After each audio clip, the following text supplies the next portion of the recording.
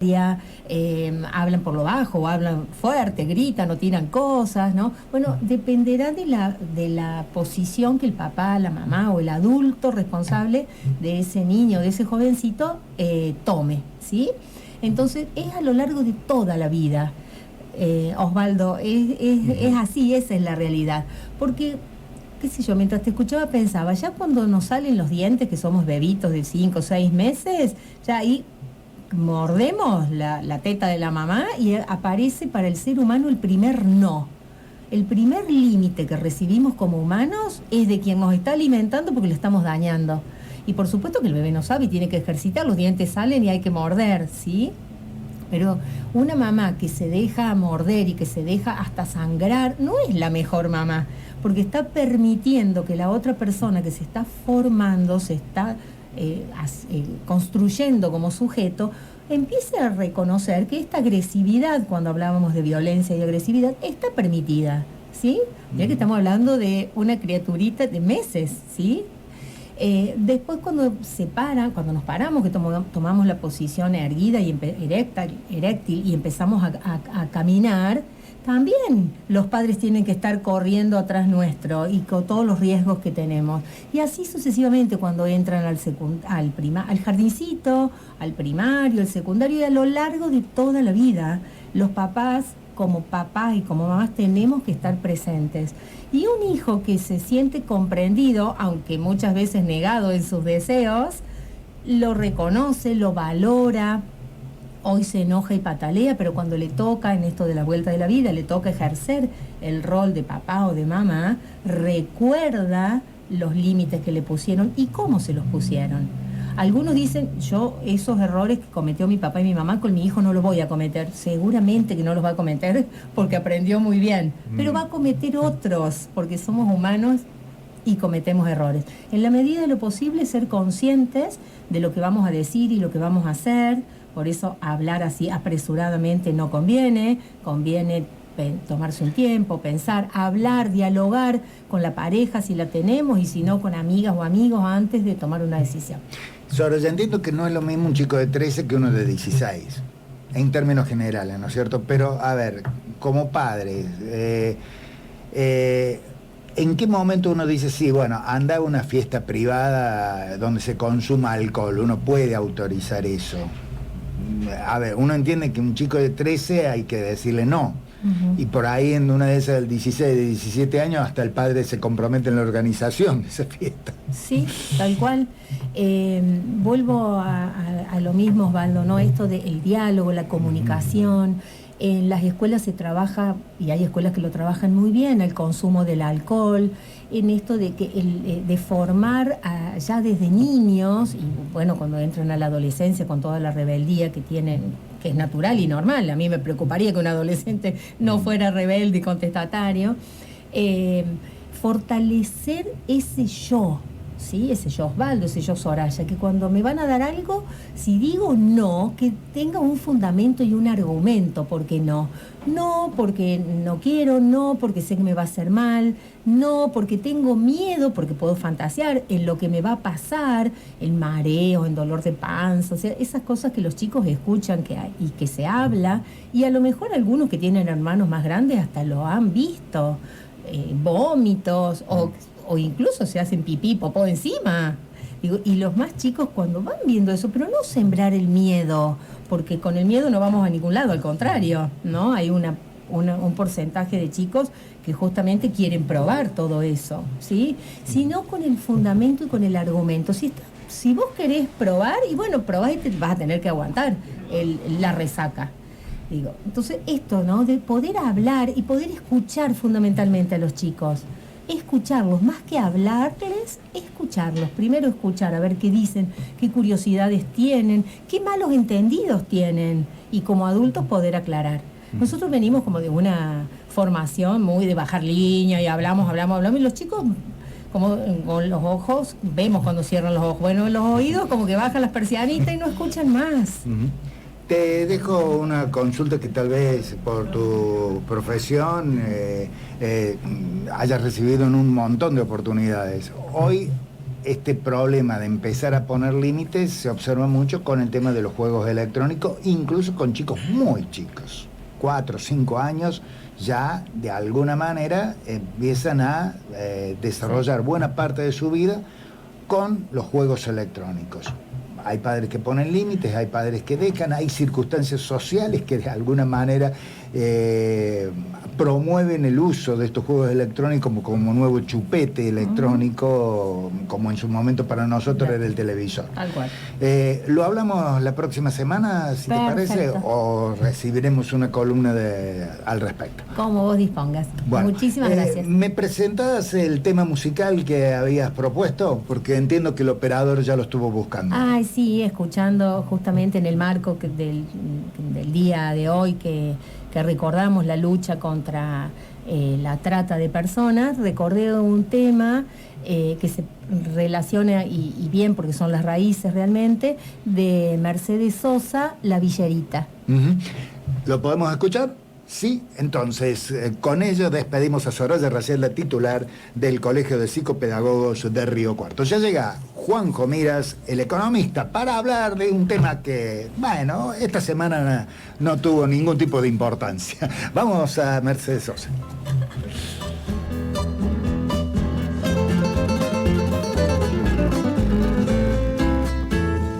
La Villerita, rancho de lata, cartón y chapa, pinta sus labios, peina su pelo, rubio dorado, recién teñido, que ayer fue negro, tacos de engaño, escasos años, los 17 recién cumplidos. Vuela del nido, la abuela cuida, duerma tranquilo mi dulce niño. Vuela, vuela soñando tener un día como todas, la dicha tan merecida. Es que en las revistas le dan envidia, mala semilla pa' la perdida. Vuela, vuelan bien altas sus ambiciones, sueña y a la subida las soluciones, desterrar la miseria de sus rincones, techo y cobijo sin privaciones.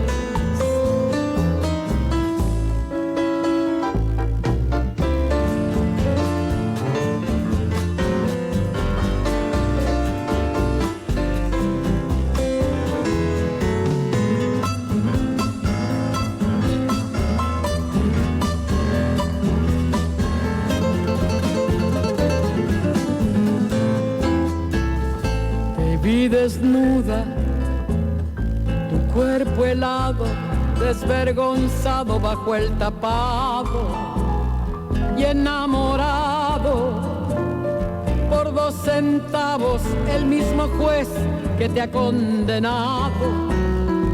Supermercado, venta de besos, placer y goces por unos pesos.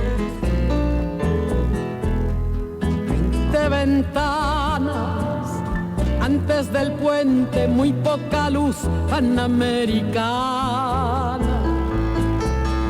Vuela, vuela bien alto que no te alcancen, vuela que no te alcancen buitres de barro, esos que solamente tiran el carro.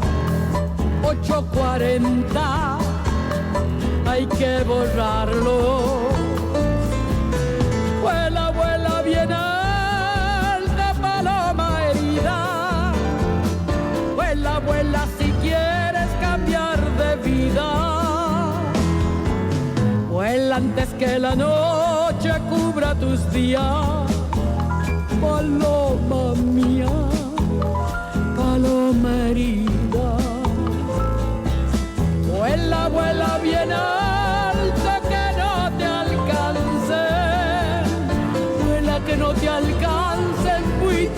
de barro, esos que solamente tiran el carro. 8:40, hay que borrarlos. Paloma mía, palomerita, mi villerita, paloma mía.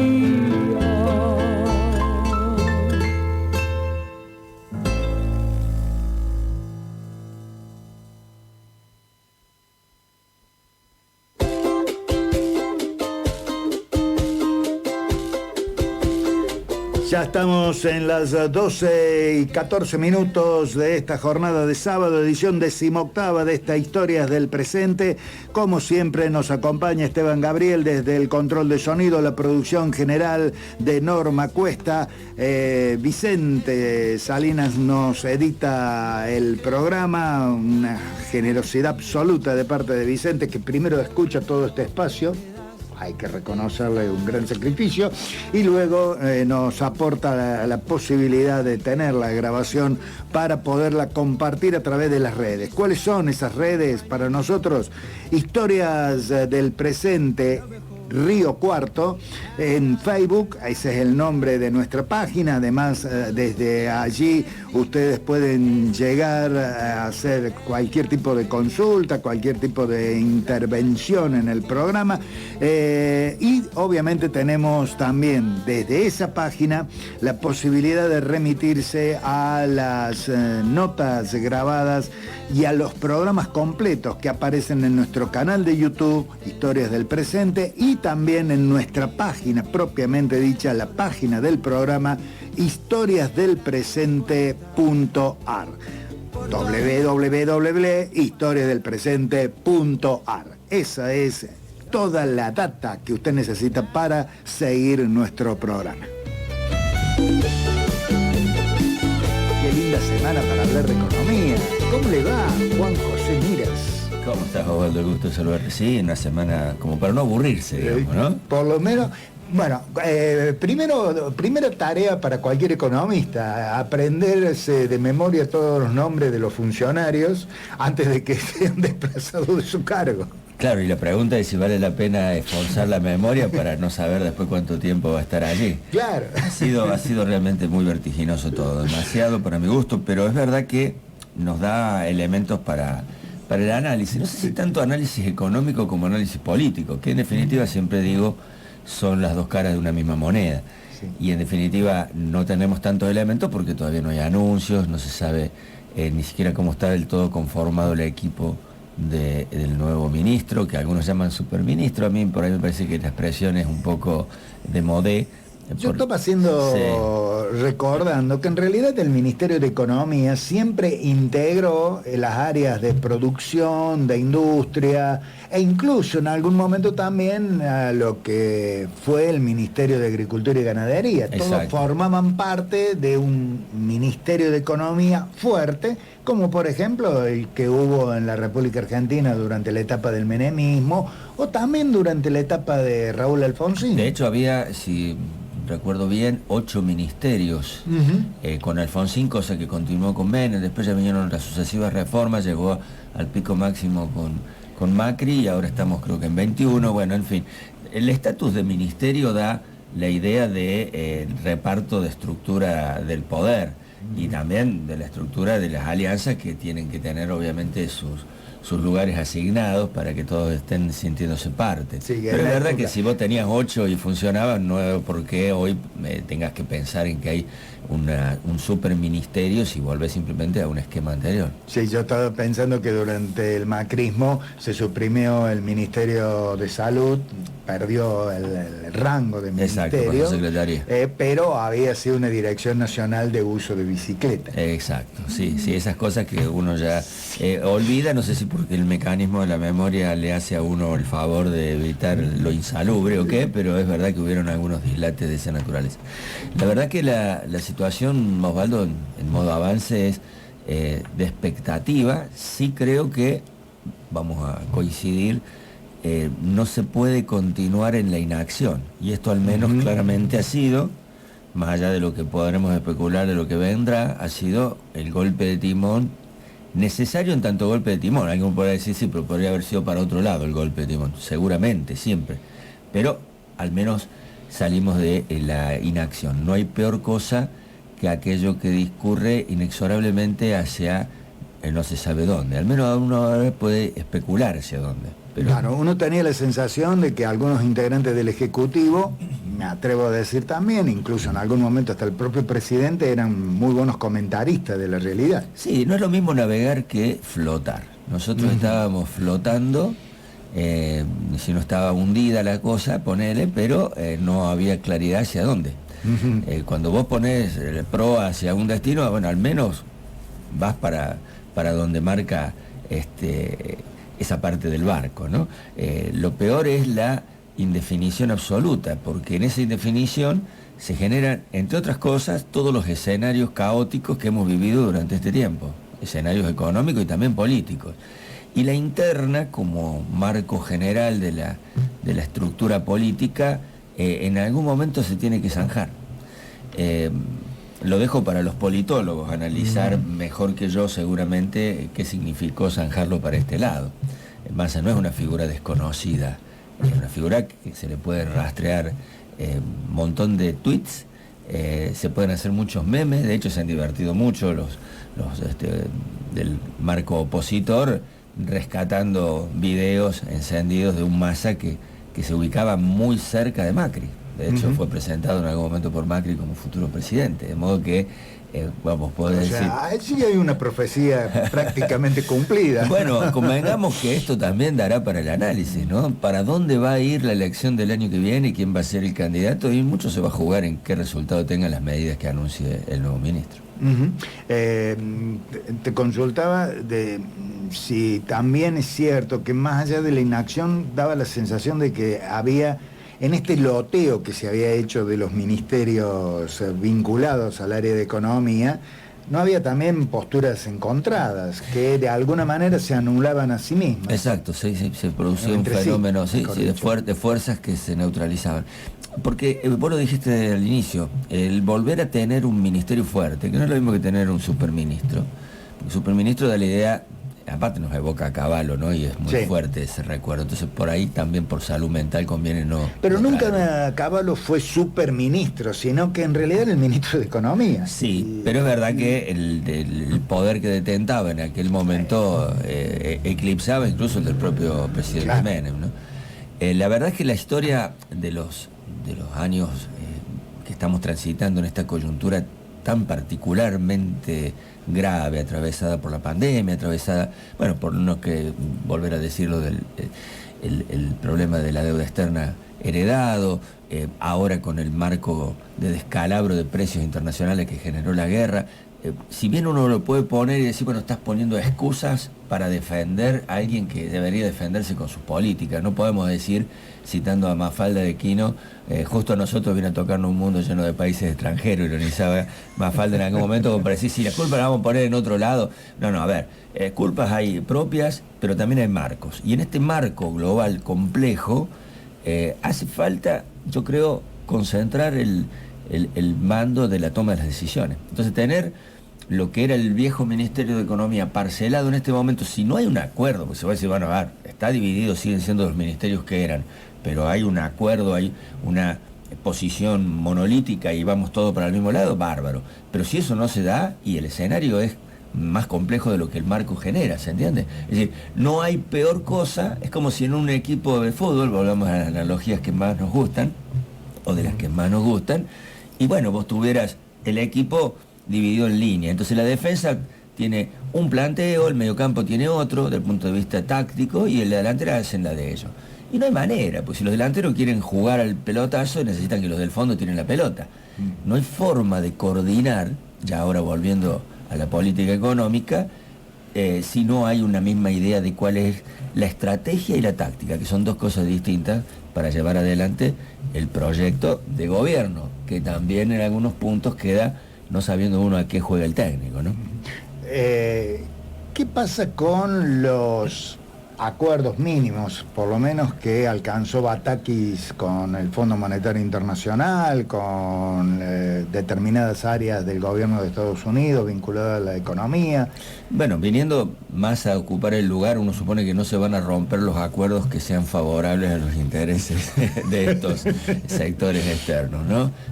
Habrá que ver, yo digo, insisto, hay como mucha cosa todavía encriptada. Uno dice los acuerdos que encontró y dónde están escritos, dónde se sabe, se habla por de lo que uno supone que se lanzaron. Ha habido en estos días también un despliegue. Yo recomiendo enfáticamente a quienes les gusta escuchar podcast, recomiendo al último podcast de una conocida, Río Cuarto, he venido aquí a presentar alguna vez el libro El Troll Sociedad Anónima, que es Mariana Moyano, a quien vos seguramente conocés y reconoces, ¿no? Una persona de una gran lucidez. En su último podcast, que terminé de escuchar hace un rato nada más, porque lo empecé ayer, dura bastante, es un podcast de 45 minutos, ella hace un análisis sobre cómo ha venido esta coyuntura de los últimos días, prácticamente puesta en la categoría de discusiones en red, de memes, de TikTok gobernándolo todo, Twitter, la gran, digamos, ocurrencia de Haddad con Infobae, hablando de primicia mundial dentro de 3 horas y teniendo al mundo en vilo, cómo la comunicación, a esto voy, cómo lo que se está tejiendo, se ha tejido y se va a seguir, obviamente tejiendo, no sabemos qué tan larga es la bufanda, de lo que se genera en los climas de la virtualidad, va configurando un escenario que no terminamos de ver tan claro. Y nosotros por ahí nos encontramos con discusiones, estos diálogos en la radio, que le hablan a un público y las expectativas se forman en otros espacios, con otros públicos y con otros medios. Y en esos medios a ver cuáles son, por ejemplo, la evolución que van a tomar, a partir de las medidas que anuncia el ministro, las decisiones de los distintos agentes económicos. Por ejemplo, la pregunta que la gente se hace, ¿para dónde va a disparar el dólar? ¿Y cuál va a ser el nivel de precios de la economía el próximo mes? Esas son las preguntas que terminan por cocinar el guiso de cuál es el marco en el que va el gobierno a intentar llevar el país y su propia coalición de gobierno hacia las elecciones del año que viene. ¿Hay futuro? ¿Hay 2023 para el gobierno? ¿Con quién? ¿Es más allá el que se va a perfilar como candidato? ¿Quiénes van a jugar a favor de que las decisiones que tome el gobierno lleven a buen puerto o no? Sigo jugando con los barcos y los puertos. ¿Por qué? Porque en definitiva uno sabe que las decisiones que se tomen en materia de anuncios económicos van a tocar intereses. Y de acuerdo al poder que tengan aquellos que sean tocados en sus intereses, van a evolucionar las variables. Bien. Las variables económicas, Osvaldo, por más que en economía cuando estudiamos trabajamos en modelos matemáticos que llevan a un montón de situaciones de equilibrio, que los economistas después se llenan mucho la boca, sobre todo los ortodoxos, a hablar del equilibrio o el desequilibrio. En el fondo siempre las decisiones económicas suponen decisiones políticas, no solo de quien las anuncia las decisiones, sino de la acción que toma aquel que recibe la medida. Por ejemplo, van a jugar a favor de qué nivel de traslación del dólar, de su evolución a los precios, los formadores de precios. Esa es una pregunta. Porque los precios de la economía, esto que todos los meses o todos los días vemos con preocupación cuando vamos a hacer compras, y todos los meses se miden y se publican, no son fenómenos naturales. A veces se habla tanto de cuestiones casi que fueran biológicas cuando los precios evolucionan, ¿no? Viene un ortodoxo y dice, pero lo que pasa es que el nivel del gasto genera inmediatamente el aumento de precio. Explícame el mecanismo de traslación para que eso ocurra.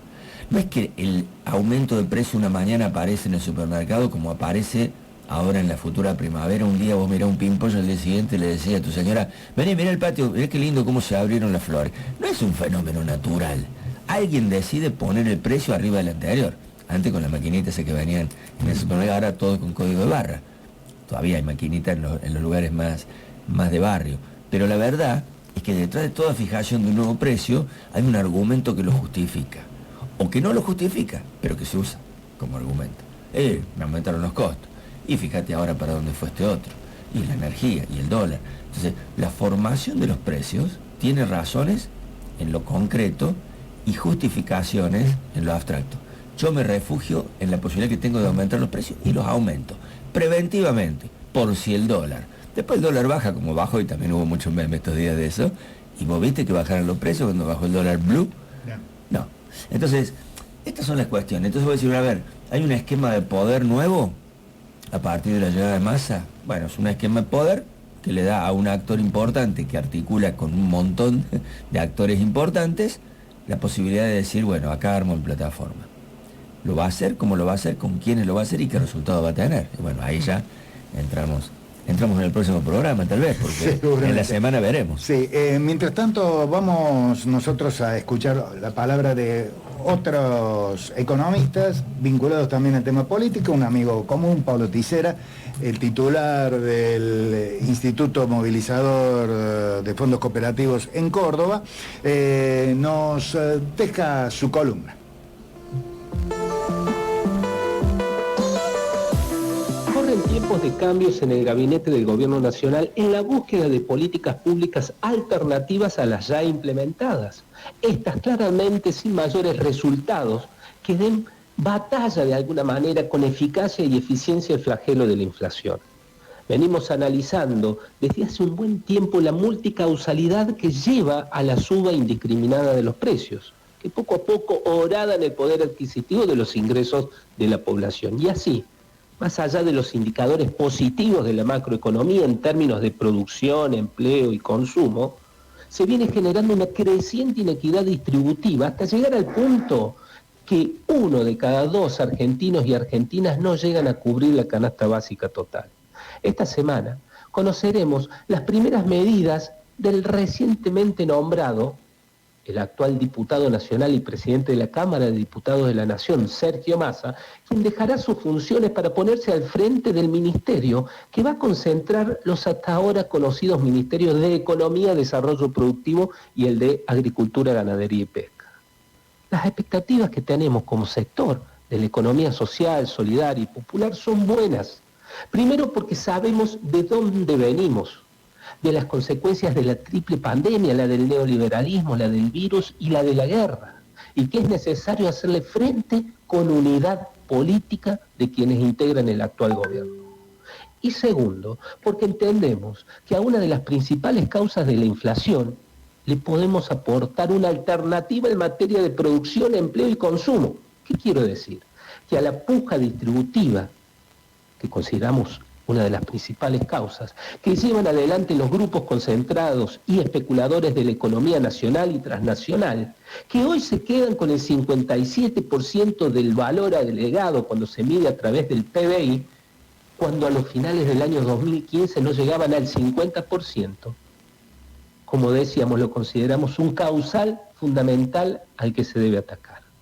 No solo controlando y sancionando a aquellas 10 empresas que ponen el 75% de los alimentos para el consumo en las góndolas, con el programa de precios cuidados o nuevos programas, sino también promoviendo la producción, la distribución y el consumo de la economía social, solidaria, popular y pyme, cuyo fin no es maximizar ganancias, sino más bien buscar el bien común poniendo al ser humano en el centro de la escena. Simplemente, quiero recordarles que el sector cooperativo, de acuerdo a los datos que nos brinda el INAES, está integrado por más de 15.000 empresas solidarias, situadas en 23 provincias y cubren el 90% de las localidades del país.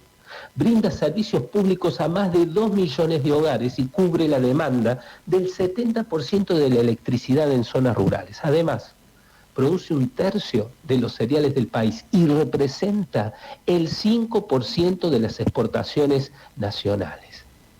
Ese tercio de los cereales del país lo hace a través de más de 40.000 pequeños productores agrícolas y potencialmente podría absorber una gran parte de los trabajadores de la economía popular, formalizando así cerca de 4 millones de trabajadores y trabajadoras con beneficios como aportes jubilatorios y acceso a una obra social. Estamos al frente de una oportunidad para demostrar que los gobiernos nacionales, democráticos, progresistas y populares, en contraposición a la derecha neoliberal, pueden ser productivos, generadores de empleo y trabajo, distributivos de modo equitativo, inclusivos y promotores de nuevas formas de acumulación con perspectiva solidaria. Fuerza, que vamos a salir adelante. En el aire, 94.7. La radio que suena con vos. Obras viales en marcha. En el departamento Río Cuarto completamos la pavimentación del ingreso a la localidad de Washington, ejecutando el tramo de ruta provincial S260, intersección Ruta 7. Hacemos obras que suman agilidad y seguridad vial. Gobierno de la provincia de Córdoba. Entre todos hacemos. En Río Cuarto también hacemos. El gobernador Juan Schiaretti habilitó la pavimentación de la costanera norte de la ciudad. Una inversión total de 120 millones de pesos con la que se completó la arteria que bordea el río Chocancharaba. Además inauguró el Polideportivo Social de Barrio Alberdi y presentó el inicio de otro similar para Banda Norte. Espacios semicubiertos para encuentros comunitarios que forman parte del programa 100 Polideportivos Sociales. Obras de contenido social para seguir uniendo a las familias. Gobierno de la provincia de Córdoba. Entre todos hacemos. El gobierno de Río Cuarto, en conjunto con el gobierno de la provincia, procedieron a la apertura de sobres de la licitación pública para la realización del tendido de redes de cloacas en 5 barrios de la ciudad. Más de 1000 familias de diferentes sectores de Barrio Alberdi y Banda Norte contarán con el servicio de desagües cloacales domiciliarios. La inversión en saneamiento urbano mejora la calidad de vida de la sociedad y hace de Río Cuarto una ciudad más sostenible. Hemos, la mejor agua del país. Para que salgas de casa y te transformes en público, espectáculos.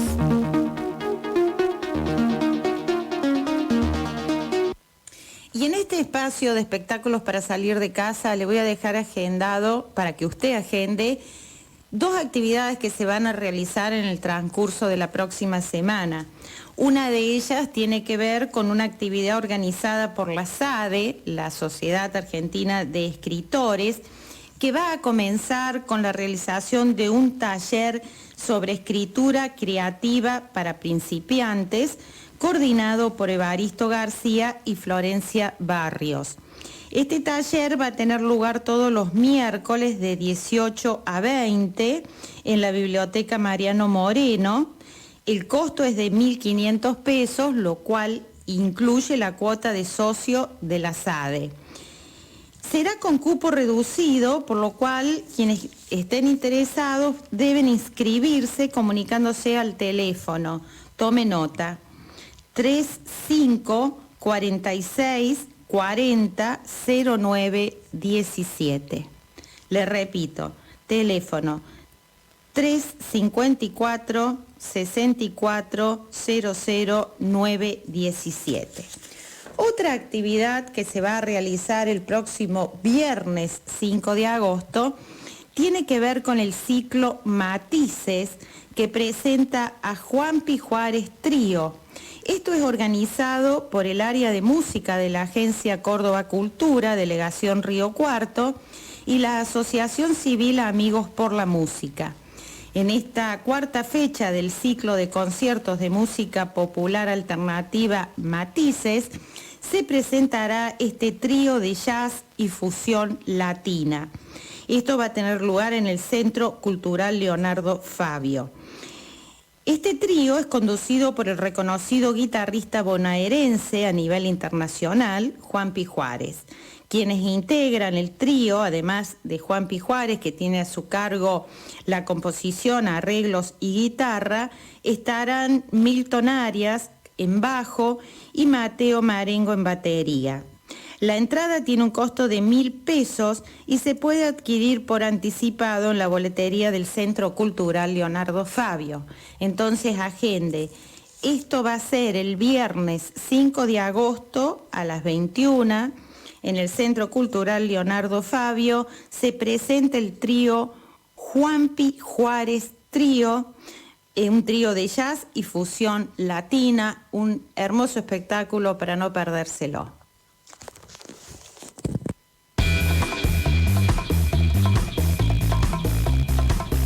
Norma Cuesta ha hecho en sus presentaciones anteriores referencia a una serie de actividades que están impulsadas por la Sociedad Argentina de Escritores, filial Río Cuarto, la SADE.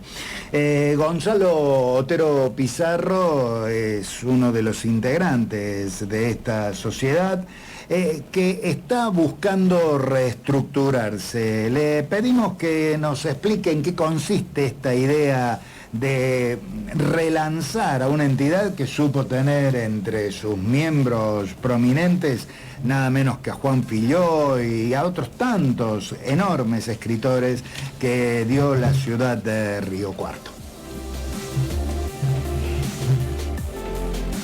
Buenos días.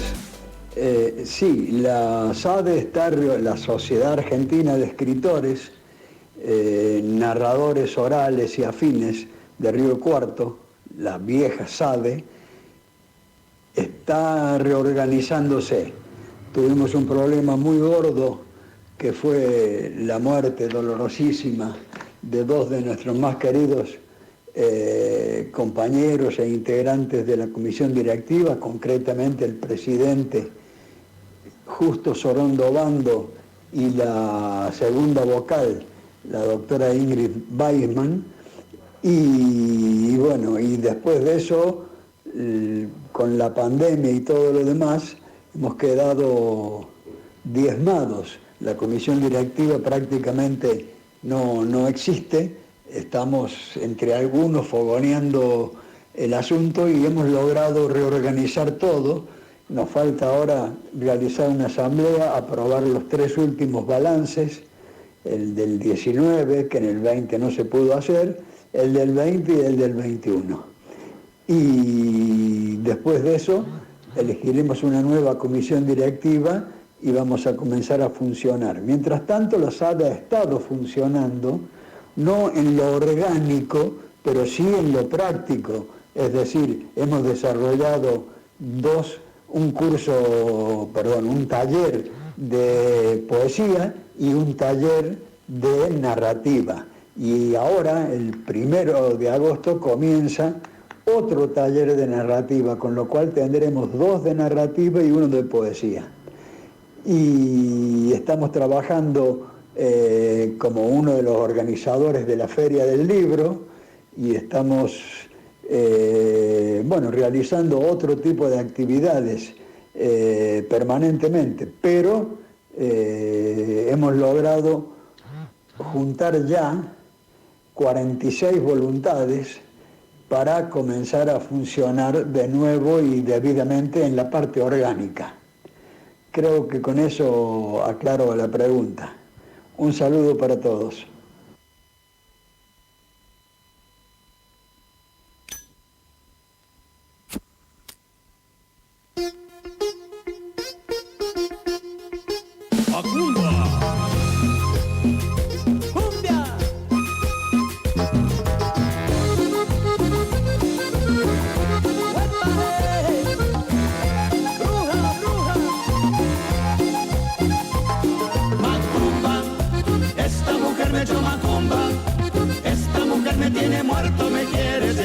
Directo para la tumba.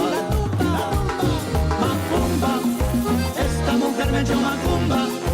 Esta mujer me tiene muerto, me quiere llevar directo para la tumba. Yo quiero salir a bailar y con mis amigos cerveza tomar.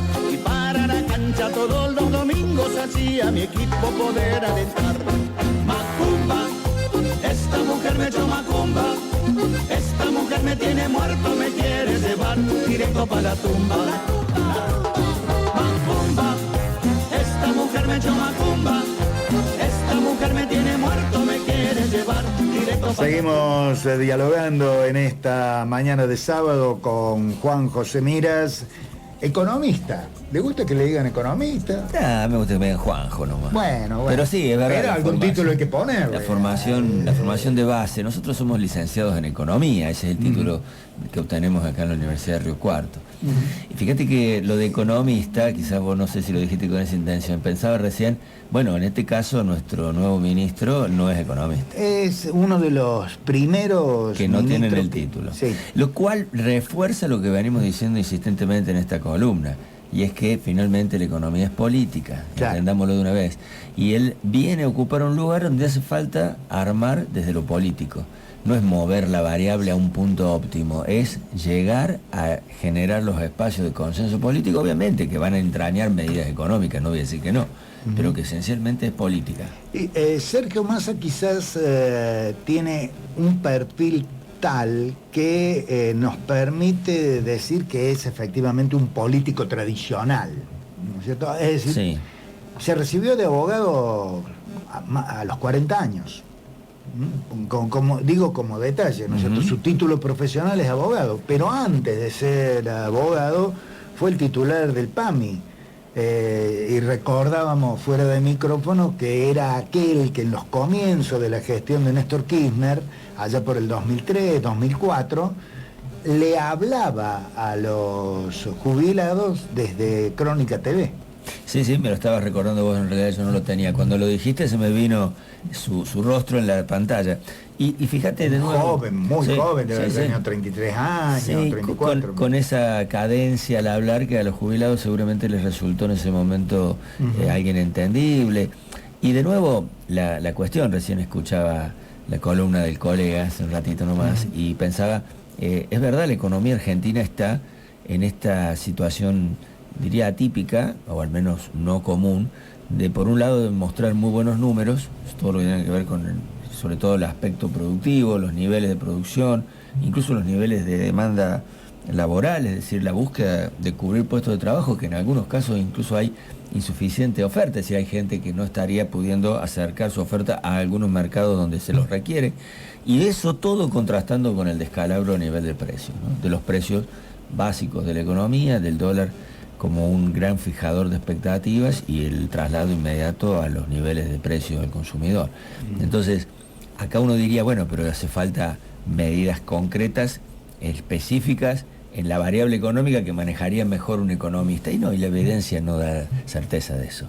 Quizá lo que está siendo necesario, por eso decía, es que alguien que tenga más capacidad de gestión política lleve adelante este periodo particular para ver si se normalizan las expectativas. Porque de lo que se trata en gran parte en economía es en eso. Funciona mucho la expectativa autocumplida. Si todos pensamos que el dólar va a subir, vamos a comprar y vamos a hacer que suba. Finalmente, la profecía autocumplida, esto que se puede estudiar desde el punto de vista sociológico también, termina siendo uno de los vectores por los cuales la economía no encuentra un nivel de calma. Y en el medio de la dificultad para ver por dónde va la cosa, río revuelto, ganancia de pescadores, dice el dicho, y ahí es donde se generan las enormes asimetrías de las que también hablaba el amigo. O sea, tenemos un problema de distribución de la riqueza, de una inequidad absoluta que no puede continuar porque obviamente genera sufrimiento. También a la hora de hablar de expectativas, cierto es que por la historia personal de Massa, un hombre que en su momento integró los sectores más liberales, incluso políticamente estuvo muy cerca de Cavallo, formó parte de Lupau, si mal no recuerdo también. Digamos, Lupau era la organización estudiantil de los Alzogaray, ¿no? Exactamente. Para no bueno, perdóname, Maslatón, otro conocido ex UPAU, estos días ha estado en tendencia en Twitter porque en algunas cuestiones lo defiende, le pegan, Maslatón aparece al lado de Milei en algunos años, para que nos demos cuenta. Entonces tienen toda una cuestión ahí ligada a los libertarios y por otro lado tiene simpatía personal, creo que de la época aquella, con el mismo Massa, ¿no? Lo concreto es que genera expectativas también pensando en los mercados, y de hecho esas expectativas que ha generado ha llevado a que bajar el dólar blue considerablemente. Sí, al día después, simplemente con solo el anuncio. Sí, a mí personalmente esto ya, cuando hablamos de los mercados, habría que definir bien de qué estamos hablando, ¿no? Porque es verdad que cuando uno dice, bueno, el dólar tiene un mercado, claramente es una mercancía, el dólar funciona como un objeto que tiene precio y se fija, bastante parecido a lo de la ley de oferta y demanda que se estudia en los libros. Pero el paralelo, el blue, estos que vemos como alternativos, se manejan entre muy pocos actores. Después está, vamos a decirlo peyorativamente, pero que se entienda, la gilada que corre atrás antes de que siga creciendo y después cuando el dólar baja, te quedaste con que lo compraste a un precio que ya no lo vas a recuperar. hablando del dólar, esta semana surgió un nuevo dólar, algunos lo llamaron el dólar soja. Mauricio Macri habló de que ya hay 12 dólares dando vuelta en la economía argentina. Consultamos a un destacado productor agropecuario de nuestra provincia, titular de la Sociedad Rural de Córdoba, Pedro Salas, que nos diga básicamente cómo interpretaba él el surgimiento de esta nueva, entre comillas, valoración para este producto, esta mercancía, el dólar, que no se produce en la Argentina. Ese es un pequeño detalle. Pedro Salas, entonces lo escuchamos hablando de este tema que quedó, dicho sea de paso, olvidado, y ahora de los titulares de las últimas jornadas. Pedro Salas. Bueno, con respecto al tema de la medida dictada por el Banco Central, es una medida de carácter transitorio, pragmática, con el objeto de que productores que tengan capacidad exportadora y quieran vender puedan liquidar sus dólares a valor MET, lo que los mejora con respecto del dólar de exportación con las retenciones, por un lado. Esto tiende a fortalecer reservas en virtud de que hubo un gasto más profundo en lo que hace a la importación de combustible, que hubo que salir a comprar en medio de esta crisis internacional, con lo que significó, y bueno, obviamente que se tienen que tomar alguna medida con el objetivo de ir recuperando capacidad de pago.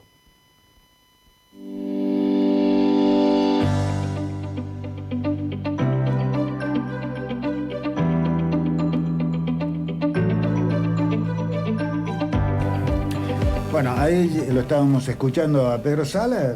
Bueno, la verdad, hablamos con él anoche, así que ya también conocía qué es lo que había sucedido en esta primera semana de vigencia. Sí. Poca gente realmente, dicho sea de paso, accedió a liquidar sus dólares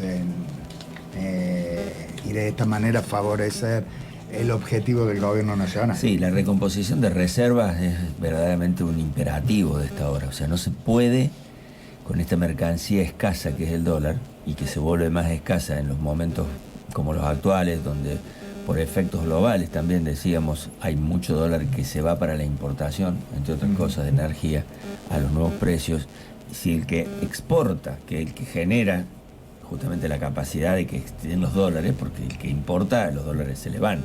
El que exporta, que es el que trae los dólares, los tiene pisados, es muy complicado que funcione una economía. Uh-huh. Entonces uno dice, bueno, ¿desde dónde los generás los cambios? ¿Los inducís por la vía de la seducción? De decir, mirá, yo te lo voy a pagar un poco mejor.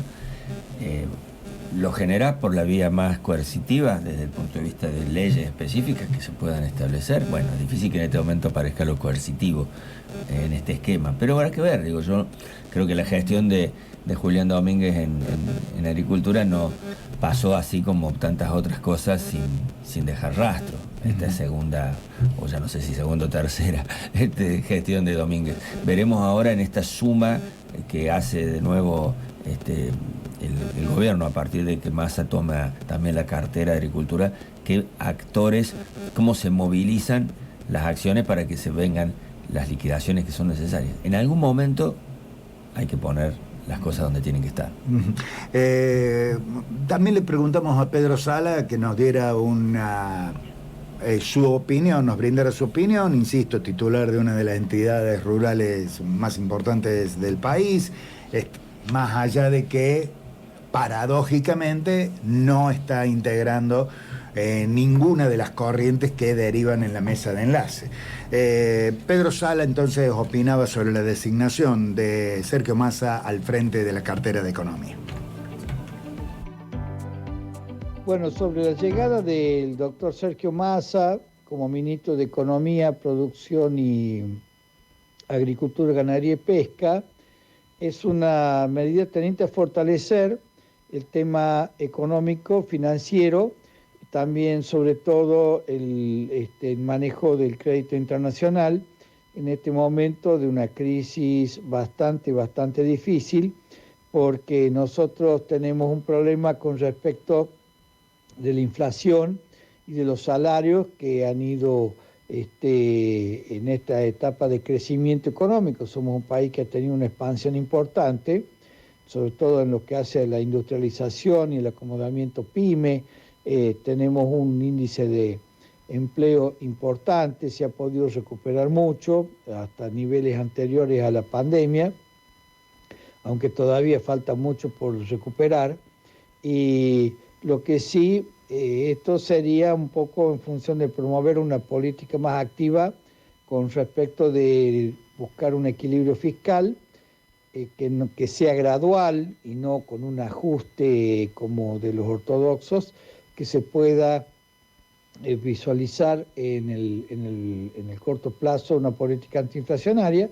De hecho, en sí mismo, con los anuncios a priori que se han hecho ante Tempu con respecto a las asunciones y los recambios ministeriales, sí se pudo notar la baja de más de 300 puntos en el riesgo país, así como también al dólar ilegal o dólar negro, dólar blue, o sea, este mini dólar que se negocia en las cuevas.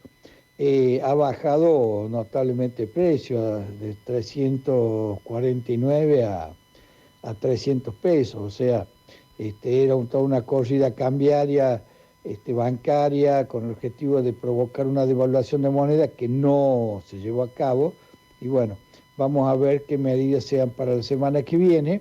Lo importante es mantener el ritmo de crecimiento, la producción, que se sostenga en el nivel de exportaciones, mantenga el nivel de empleo y mejorar niveles de salario, bajando la inflación. Ese es el objetivo básicamente de lo que se va a hacer en los próximos meses.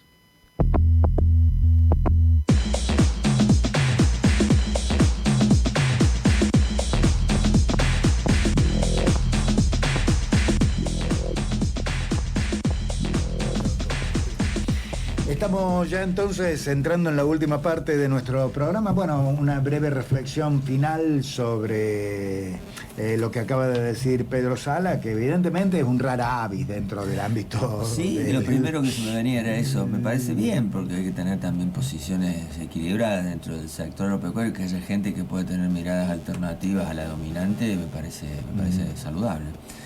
Sí, bueno, yo creo que claramente lo que tenemos es un periodo de transición, Osvaldo. Yo comprometo ya ante estos micrófonos mi presencia el próximo sábado para ver si podemos entrar a desmenuzar un poco mejor, con claridad sobre la mesa, cuáles son los primeros anuncios que hace el ministro Massa. Bueno, con ese compromiso entonces vamos a cerrar la edición de hoy de nuestro espacio. Y por favor, la próxima semana el tema de la masa también puede venir alegórico, digamos, si bien este es con 2 S y el otro no, porque qué cosa fuera la masa sin cantera, dice Silvio Rodríguez. Sí. Vamos a ver ahora qué hace Massa con su cartera.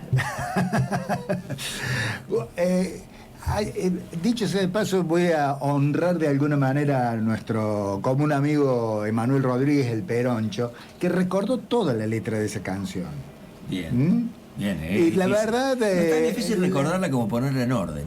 Cuando uno canta la masa, la canción, tiene los versos, en la forma que van enhebrados, uno los puede dar vuelta y igual tiene la rima. Entonces es difícil recordar. Sí, efectivamente. Uno le está cantando cuál verso viene debajo de cada cosa. A ver, ¿le recuerda usted alguna parte? A ver. Si no creyera en la locura de la garganta del sinsonte, si no creyera que en el monte se esconde el trino y la pavura. Te puede hacer referencia al pasado también, y bueno, esa parte de la que rescataba el Peroncho para, bueno, manifestar, no digo su preocupación, ¿no es cierto? Pero qué cosa fuera la masa sin Cristina. Eso es el remate. Eso es lo que, de alguna manera, es decir, la preocupación del Peroncho sería que, bueno, este ingreso de Massa al gobierno implique olvidar cuál es la cantera de este frente de todos, ¿no? Es interesante la pregunta, nos quedamos con la duda. ¿Cómo anda la murga? La murga está empezando, retomando a partir de mañana los ensayos después del receso invernal y bueno, empezando a preparar el que esperemos sea nuestro espectáculo del año, llegado más hacia fin de año. Bueno, vamos a tratar de juntar todo en este cierre musical del programa. Vamos a recordar que hoy es el Día Internacional de la Lucha contra la Trata y en función de tus actividades paralelas vinculadas a la música, en este caso a la murga Pateando Sapos, vamos a despedirnos justamente con un tema musical titulado La Trata y elaborado por la murga El Remolino. Lo escuchamos. Lo escuchamos y con esa murga nos despedimos hasta la edición 19, que va a contar también con la presencia de Juan José Miras en nuestros estudios la próxima semana. Chao, hasta entonces.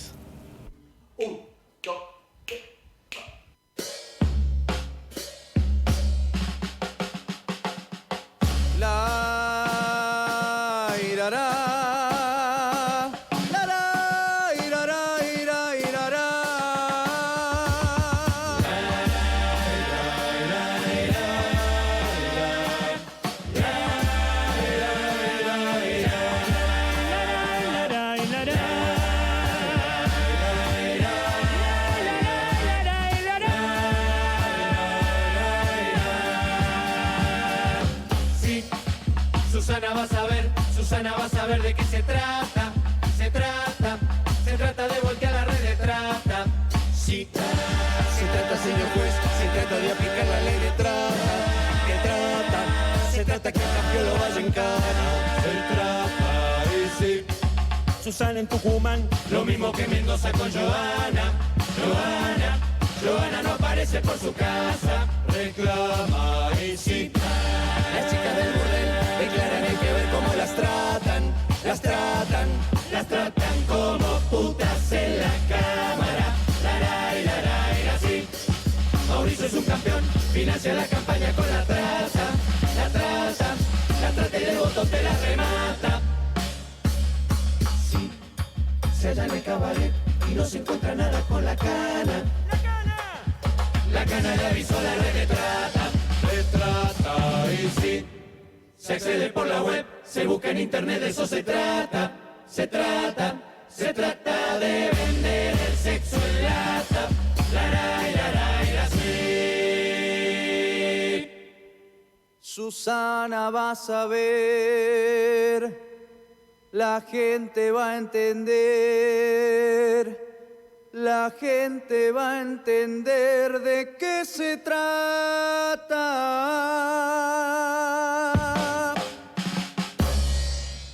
Que no es mercadería que se descarta. Si nada de mal burdel ya no hay más trata. Ni arreglo con los jueces ni con la cana. Ni el mudo proxeneta que te la mata. Las drogas de garrón te las embaraza. Y no hay un protocolo que te la salva. Y no hay perdón de Dios para las que caigan.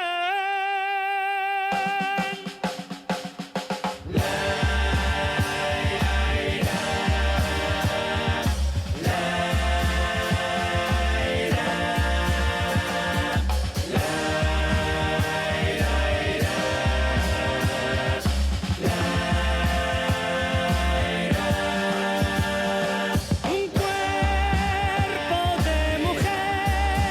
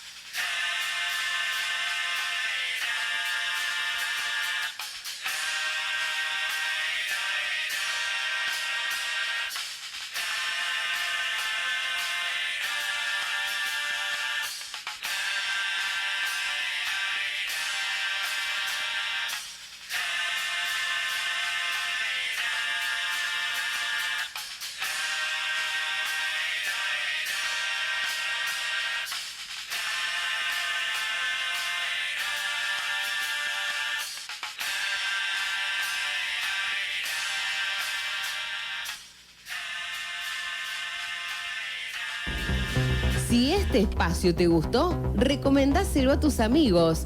Si no, recomendáselo a tus enemigos. En ambos casos, para nosotros, será un placer. Hasta la semana que viene.